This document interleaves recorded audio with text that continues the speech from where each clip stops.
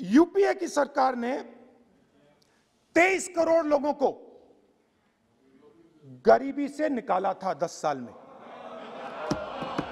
हमारा आंकड़ा नहीं है, हमारा आंकड़ा नहीं है, हमारा आंकड़ा नहीं है।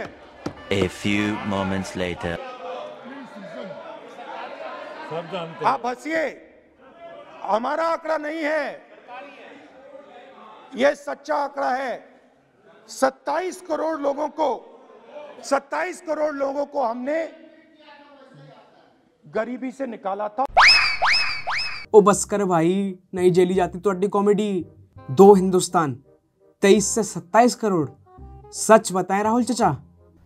तुमसे ना हो पाएगा। नमस्कार, स्वागत है आपका TFI पर और मैं उत्कर्ष उपाध्याय आपको परिचित कराऊंगा श्रीमान राहुल गांधी की अपने आप को एक परिपक्व राजनेता बनवाने की एक और नाकाम कोशिश से, जिसमें कुछ चिंताजनक बातें भी हैं, पर उसे बंधु ने पेश ही ऐसे किया है कि उन पर क्रोध कम और हंसी अधिक आएगी। और एक बार फिर से यह सिद्ध होता है कि क्यों राहुल गांधी जैसे लोग सत्ता से जितना दूर रहें उतना ही अच्छा है। तो अविलंब आरंभ करते हैं। हाल ही में संसद में अपने अभिभाषण को लेकर राहुल गांधी एक बार फिर चर्चा में आए हैं।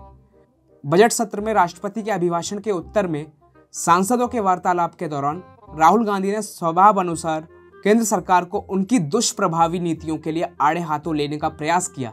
उनके अनुसार केंद्र सरकार एक राजशाही की भांति इस देश का शासन कर रही है और सत्ता का केंद्रीकरण देश के लिए हानिकारक है। वाह, क्या एक्टिंग कर रहा है। लेकिन भावनाओं में बहना एक बात है और उसी बात में बहकर अपनी ही भद पिटवाना दूसरी। और इन दोनों में मियां राहुल गांधी को अंतर तो बिल्कुल ही नहीं पता है। इसी आवेश में बंधु बोल पड़े, इस सरकार में 2 हिंदुस्तान बन गए हैं, जिसमें एक अमीरों और दूसरा गरीबों के लिए है। देश के सामने खड़ी प्रमुख चुनौतियों का अभिभाषण में उल्लेख नहीं किया गया है। मेरे परनाना जवाहरलाल नेहरू इस राष्ट्र को बनाने के लिए 15 साल तक जेल में रहे। मेरी दादी इंदिरा गांधी को 32 गोलियां मारी गईं और मेरे पिता राजीव गांधी को विस्फोट से उड़ा दिया गया। उन्होंने इस राष्ट्र को बनाने के लिए अपनी कुर्बानी दी, इसलिए मैं थोड़ा जानता हूं कि राष्ट्र क्या है। लेकिन राहुल महोदय वहीं पर नहीं रुके। वह कहते हैं केंद्र सरकार की नीति के कारण आज चीन और पाकिस्तान एक साथ आ गए हैं। चीन के पास एक योजना है, चीनियों का एक बहुत स्पष्ट दृष्टिकोण है कि वह क्या करना चाहते हैं। भारत की विदेश नीति का एकमात्र सबसे बड़ा रणनीतिक लक्ष्य पाकिस्तान और चीन को अलग रखना है। आपने जो किया है, आप उन्हें साथ लाएं। आप खतरे से खेल रहे हैं, मेरी सलाह है रुक जाइए। आप खतरे को हल्के में मत लीजिए। आप चीन और पाकिस्तान को साथ ला चुके हैं।